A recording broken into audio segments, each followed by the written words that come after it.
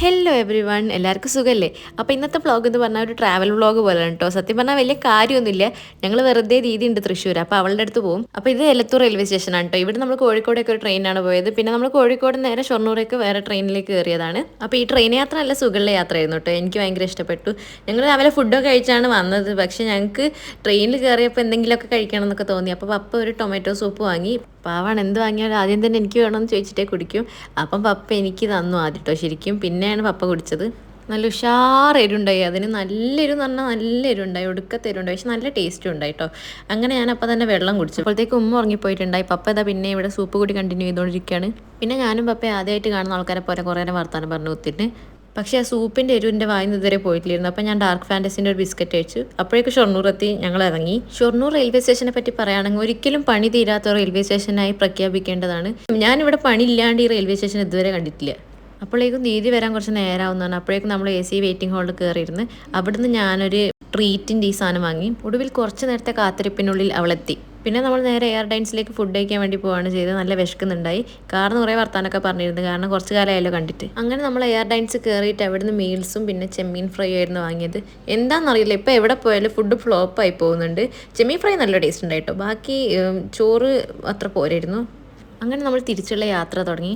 യാത്രയുടെ ഇടയ്ക്ക് നമ്മൾ കുറേ വയലിലുള്ള ഭംഗികളും ഈ വൈക്കോലൊക്കെ എന്താ ഇങ്ങനെ വെച്ചേക്കണതെന്നും എന്നുള്ള കഥകളൊക്കെ പറഞ്ഞു പോയിക്കൊണ്ടിരുന്നു. അങ്ങനെ നമ്മളൊരു കോട്ടക്കലൊക്കെ എത്തിയപ്പോൾ ചായ കുടിക്കാമെന്ന് വിചാരിച്ചു. ഒരു വൈകുന്നേരം സമയം ആയല്ലോ.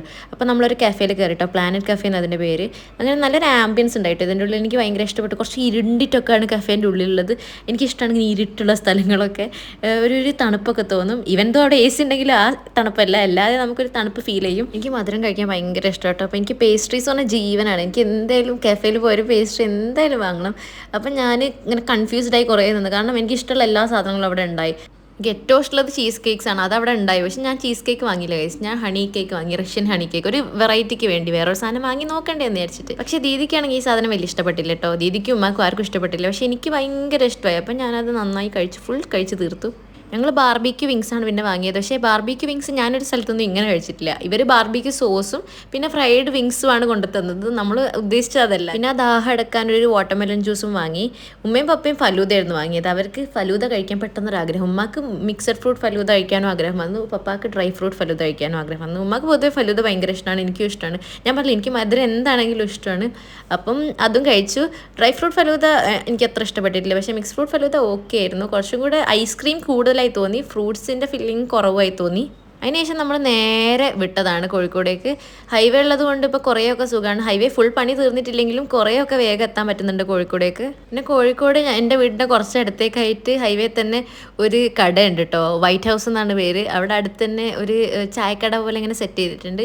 അവിടെ പോയി നമ്മൾ ചായ കുടിക്കാമെന്ന് പിന്നെ വിചാരിച്ചു. കാരണം നമ്മൾ കഫേയിൽ കയറിയതൊരു അത്ര വൈകുന്നേരം ആയിട്ടില്ലായിരുന്നു. ഇപ്പം പിന്നെ നമുക്ക് വിശക്കാൻ തുടങ്ങി, ചെറുതായിട്ട് വിശപ്പിൻ്റെ ഒരു അസുഖമുണ്ട്. പക്ഷേ ഇവിടുത്തെ ഈ പലഹാരങ്ങളൊക്കെ കണ്ട് ആർക്കാ വാങ്ങാൻ തോന്നാതിരിക്കുക, കാരണം ഡിഫറെൻറ്റ് ടൈപ്സ് ഓഫ് പലഹാരങ്ങളുണ്ട്, കുറേ സാധനങ്ങളുണ്ട്. അപ്പോൾ നമ്മൾ വാങ്ങിച്ച മെക്രോണി ആയിരുന്നു, നല്ല ടേസ്റ്റ് ഉണ്ടായി മെക്രോണിക്ക്. പക്ഷേ ഒരു ചെറിയ പ്രശ്നം എന്താ വെച്ചാൽ എരിവ് കൂടുതലായിരുന്നു. കട്ടച്ചായ മസ്റ്റായിരുന്നു. പിന്നെ ഒരു ബ്രെഡ് പോക്കറ്റ് എന്ന് പറഞ്ഞൊരു സാധനമുണ്ട്, നമ്മൾ ഈ പോക്കറ്റ് ഷവർമ എന്നൊക്കെ പറയും ചില സ്ഥലത്ത്, അങ്ങനത്തെ ഒരു സാധനവും വാങ്ങി. പപ്പാക്കാണെങ്കിൽ കാടമുട്ട കൊണ്ട് ഉണ്ടാക്കിയ സാധനങ്ങളൊക്കെ ഭയങ്കര ഇഷ്ടമാട്ടോ. പപ്പ അതും വാങ്ങിയപ്പം. അപ്പം നമ്മുടെ വ്ളോഗ് ഇവിടെ എൻ്റെ ആണ് കേട്ടോ. നിങ്ങൾക്ക് എന്തെങ്കിലും അഭിപ്രായങ്ങളൊക്കെ ഉണ്ടെങ്കിൽ നിങ്ങളത് കമൻറ്റ് ചെയ്യണം. എല്ലാവരും സബ്സ്ക്രൈബ് ചെയ്യാൻ മറക്കരുത്, ലൈക്ക് ചെയ്യണം, ഷെയർ ചെയ്യണം. സബ്സ്ക്രൈബ് ചെയ്താൽ മാത്രം പോരാ, ബെല്ലൈക്കണും ക്ലിക്ക് ചെയ്യണം, എന്നാലേ നിങ്ങൾക്ക് നോട്ടിഫിക്കേഷൻസ് ഒക്കെ വരും. അപ്പം ബൈ ഗൈസ്.